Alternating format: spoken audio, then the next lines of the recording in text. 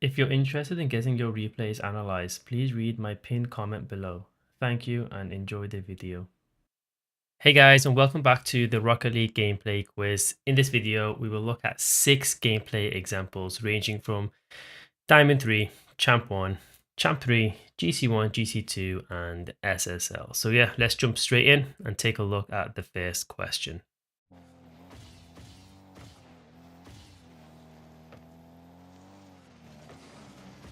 Alright, so here we see that mate is rotating back for corner boost while we have 100 boost. The ball is heading to the other side of the field and it's in the possession of the opponent.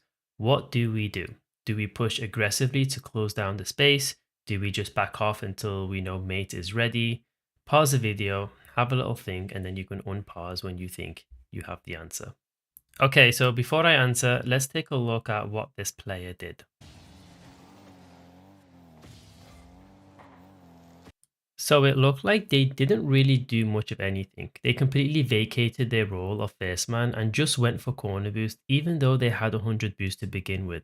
I'm not sure why they made this decision since it doesn't really make sense, but maybe they just wanted to reposition back with their mate. Anyway, let's go back and take a look at a better decision. Alright, so let's take a look at what could have been a better play here for Diamond 3. The first priority as first man here is to close down the space between you and the opponent. If you back off for too long, you'll let them drop the ball and potentially dribble into a dangerous flick. Maybe at Diamond 3 they are not consistent enough to do this, but it's something to build into your game sense for when you rank up. After we close down the space, we can be safe by turning away if they do decide to take it up the wall. After they do, their play becomes clear. Example. So we close down the space to prevent the opponent from dropping it down. This essentially forces the opponent to take it up the wall, which becomes easier to deal with since we know it's the only option we need to cover. The less options you give your opponents, the easier it is to predict what they will do. Let's move on to question 2 now.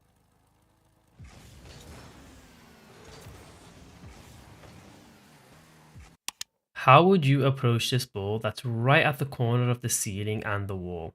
I'm curious to see what answers you come up with since I know many lower ranks hate this kind of setup because of its awkwardness. Again, pause the video and have a think. Before I answer, let's take a look at what the player did. This is a very common mistake champs make in those kinds of situations. It is very difficult to control and make a play with the ball if you try to jump, since it'll just hit off the ceiling very quickly, and because you jump, your momentum is still going up as the ball is heading down quickly. It makes reaching the ball even harder. Let's go back and see what is better to do. Alright, so let's take a look at the answer. For a Champ 1 player, I believe the best play is to simply go for a ceiling shot. When the ball is at this exact point, it's much easier to keep driving, touch the ball and don't jump. Just keep driving on the ceiling and go for a shot. If ceiling shots are not something you normally do, this could be the incentive to start practicing them. Here's an example. So as mentioned, we drive up, take a simple touch and continue on the ceiling to take a shot on net. Let's move on to question 3 now.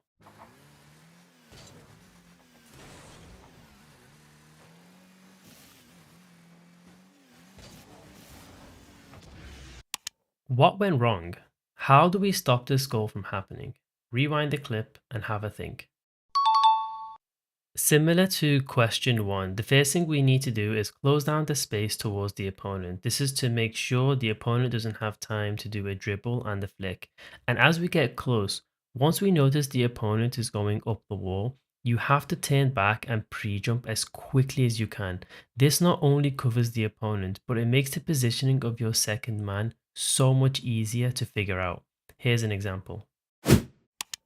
So here we speed flip to close down the space and then we turn back and immediately pre-jump and we are able to get a decent challenge and clear on the ball. Don't be afraid to practice pre-jumping. Alright, so let's move on to question 4 now.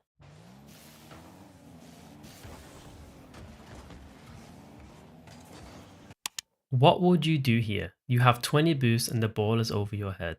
Pause and have a think. Once again, before we answer, let's take a look at what they did.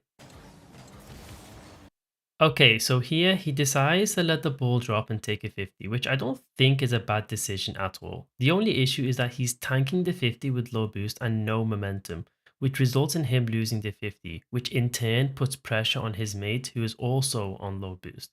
So is there a better play here? Let's go back and take a look. So what's a different alternative or play? My personal take on this specific situation is to completely ignore the ball and play the bump on the opponent in front of you. The reason why I believe this might be a better play is because it completely takes out the player in front of you, which then allows your mate to pick up the ball without any kind of pressure.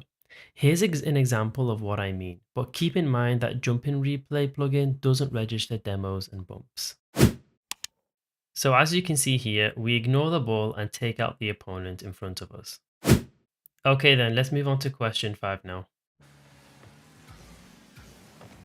Is this ball scoreable? The idea of this question is to assess whether this player will score, also looking at whether the ball is going too far off angle and whether the player is approaching this ball correctly. Pause and have a little think. Let's take a look at how they approach this ball and if they score. As we saw, he didn't manage to score. The problem is in how they approach the shot. They approach the shot too laterally and too close to the ball. This means that as he turns for the shot, he's not able to generate the kind of power he needed to score. Let's go back and take a look at a different way to approach the shot to ensure a goal. So what's the answer?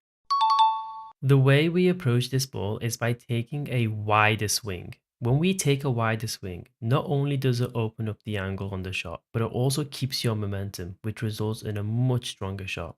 Example. So here we take a wider swing and manage to approach the ball directly head on, resulting in a stronger shot. Finally, let's take a look at this last question, question 6. The question here is pretty simple. Why didn't he challenge this ball and instead just let the opponent take a free shot on his mate? Here's a quick example showing that challenging was definitely possible. As you can see, challenging the ball was possible, so why didn't he do it? Let's go back and take a look at a potential answer.